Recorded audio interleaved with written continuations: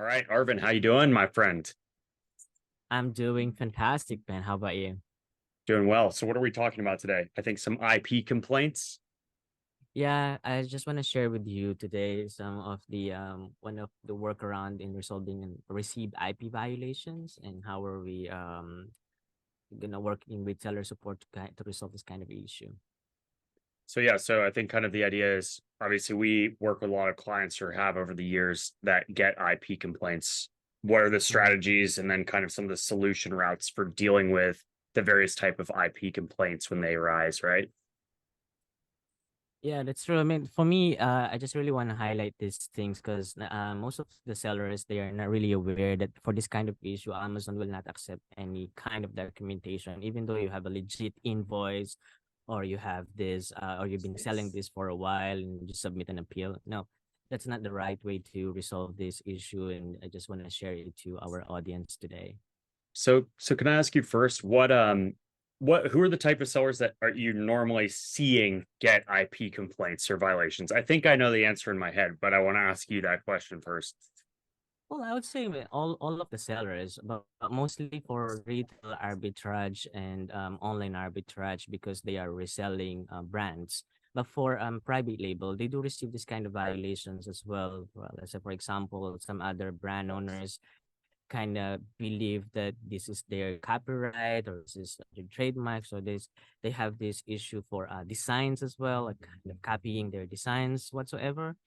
Yeah, So yeah, we worked. It was specifically. I work with online arbitrage, retail arbitrage sellers, and at the same time, I also had a chance to work with a private label brand receiving this kind of violation. So I just want cool. to share Yeah. it to you guys.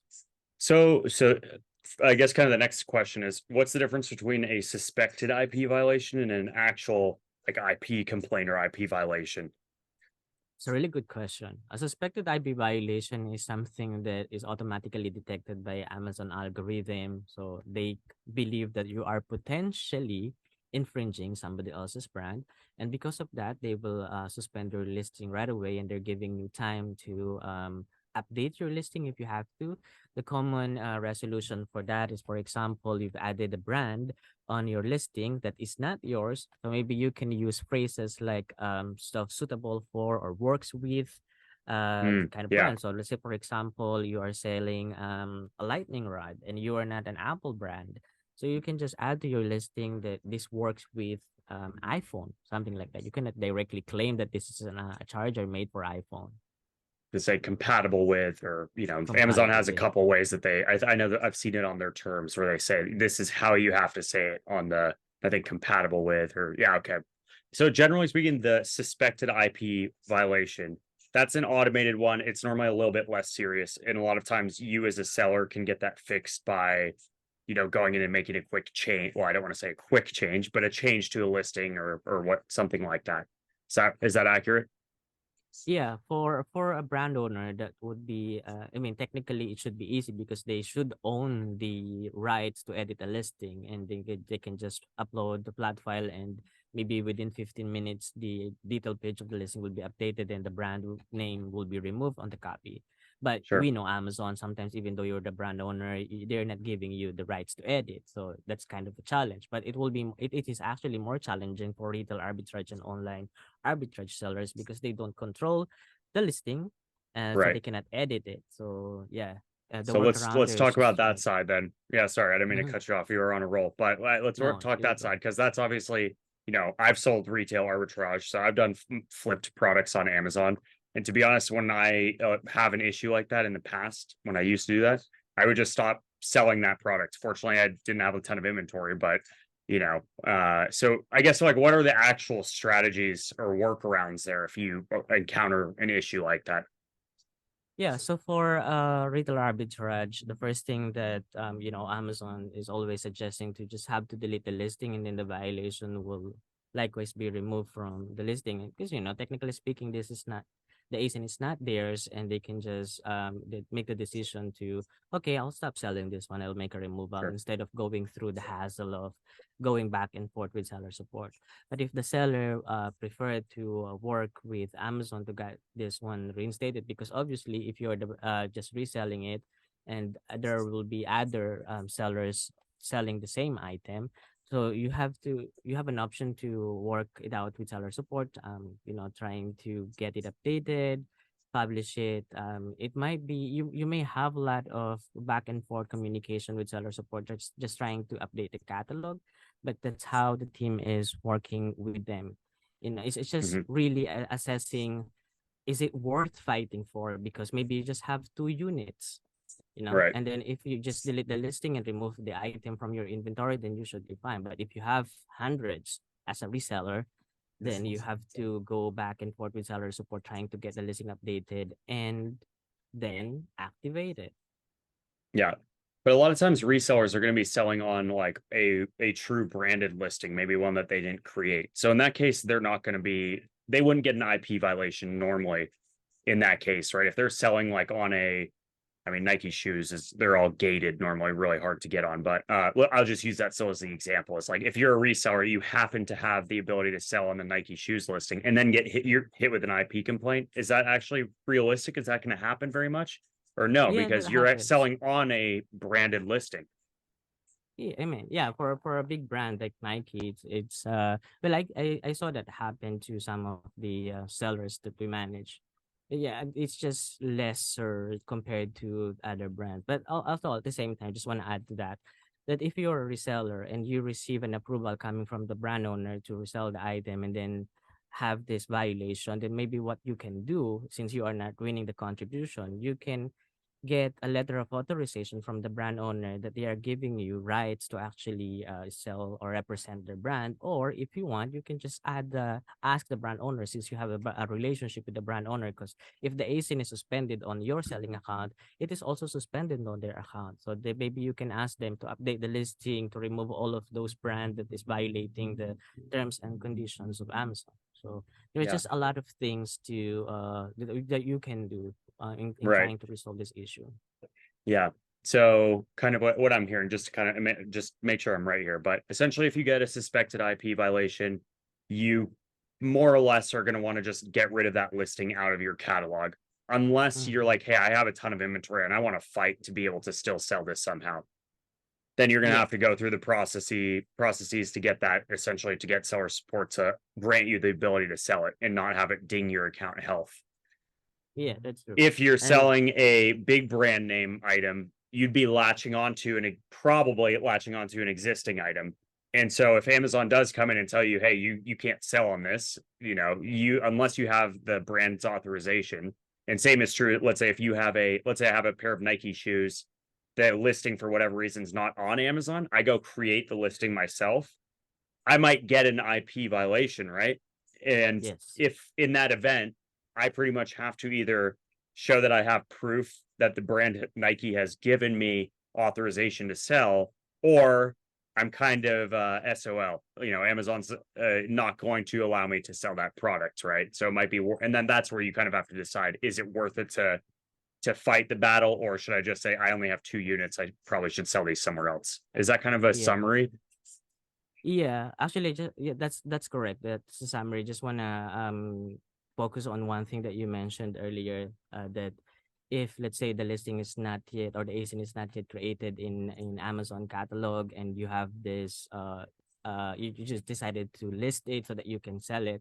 The question there is it the legit UPC code, or are you using a GTIN exemption to list it? Because as you may know, Amazon have already kind of connected the Seller Central to the JS1 database, so they will detect if you're using the correct UPC code, and they will also check if you are the seller, or if you're trying to list it coming from your Seller Central account. They will detect, hey, is this associated to the JS1 the database. Yeah, Amazon Sure. made a lot of changes, but we're talking a different topic right now. Yeah, Just want we to don't want to highlight go into that. GS1 barcodes because that's a whole different thing. Yeah, no, I get what you're Yeah. saying though. That makes sense. Um, and then what's the one other thing I kind of wanted to ask, and I don't know if this is exactly within the same kind of set of issues, but when are the instances where you would reach out to a brand owner to ask them to, because I know, so if for a brand that has brand registry, if they submit through the brand registry account a claim essentially against you, you have the Mhm. ability to respond to that claim and contact that brand owner and ask that they retract their claim and allow you to maybe continue selling. So, are there instances where you see that that's something you can do, or is that a completely different issue, not related to the IP, suspected So or actual IP violations? yeah, so that's a totally different issue now. The one that we were Okay. talking about is for suspected or potential IP violation. Now, if you receive complaints directly from the seller, that is called received IP violation. So they went through or reported it through the brand registry access that they have and reported it to Amazon because you're just piggybacking onto their listings without their approval, you know. So what happens then? That's when you either pretty much now you're kind of that's the more serious version, right? That's when you pretty much Yeah. well, in that instance, I think Amazon almost instantly takes your listing down. Is that right? If I remember Yeah. correctly. And then Yeah, you that's have to correct. go and respond or just say, okay, I'm not going to sell this product anymore. It's one or the other. Yeah, this thing. So what I actually was trying to say on the beginning of our conversation that the workaround for a received IP violation is not just troubleshoot the listing to remove any keyword or something, or provide invoices to Amazon to prove that you bought it from a legit distributor. The workaround for a received IP violation is to contact the brand owner directly, try to work it out with them in a kind way that your not intention is not to infringe their trademark. So you can Sure. ask them to either retract the violation or to give you approval to sell. And usually you have to make an agreement with them that if they will allow you to sell this, then you should abide to their rules about the pricing or about the infographics whatsoever, because you're representing their brand. Sure. Which can be challenging. I mean, it's very challenging, I feel like, to get a hold of brands through that route, depending on how large they are. But yeah, no, that's awesome. Thanks for breaking that down. Is there anything else you want to add just in terms of kind of, the different IP violations, complaint strategies, solutions, all that? Yeah, so the one that I mentioned is just about a reseller receiving a received IP violation. But if it is a brand owner who received an IP violation and you believe that you're not infringing the violation, it's the same thing. You have to approach the brand owner, ask them, "Hey, what am I infringing?" But in a nice way, of course. Yeah. Because I just want to share this one thing that one seller that reached out to us, and then I kind of work out the solution. The same thing, Amazon will not accept any documents, so I have to ask the seller, "Did you receive an email from the brand owner? Can you forward to me the email address, and I will try to contact the brand owner." I was having trouble getting a response from the brand owner who reported him because, yeah, obviously they will not try not to work out with you because their goal is to just deactivate your listing. But I just so after I think 5 days of sending emails and following it up, I finally received an email from the brand owner, and they told us that he is infringing the design. So it's copyright. And then I told the seller, no, this is totally different. I have the brand registry, I have the trademark, blah, blah, blah. And Mm, after that first reply, I didn't receive any more update from the brand owner who reported him. So what I did is compiled all of the emails that I sent. So I decided, okay, this time I will submit an appeal to Amazon because obviously I'm trying to work it out with the brand owner to kind of retract the violation and agree whatever I'm violating so that I can maybe update something on my end. So obviously they're just to my knowledge are just really trying to sabotage the listing of my client. So I summarize everything. I did root cause analysis. I provide the plan of action to seller support.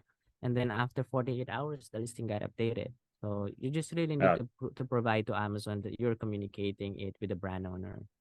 Yeah, that's right. I because I've heard you say that before. Is sometimes you can use if you've been trying to reach out to the brand owner multiple times, and you can prove to seller support, hey, we've done everything we can. We don't believe that we're in a violation. We've reached out to the brand owner, and they're either being unresponsive or they, like this case, they responded once but then didn't stop responding. That can help, right, and fight the case as it did in that example. So, yeah, that totally makes sense. Good stuff. Yes. Thank you, anyone watching. If you need help, reach out to myself or Arvin.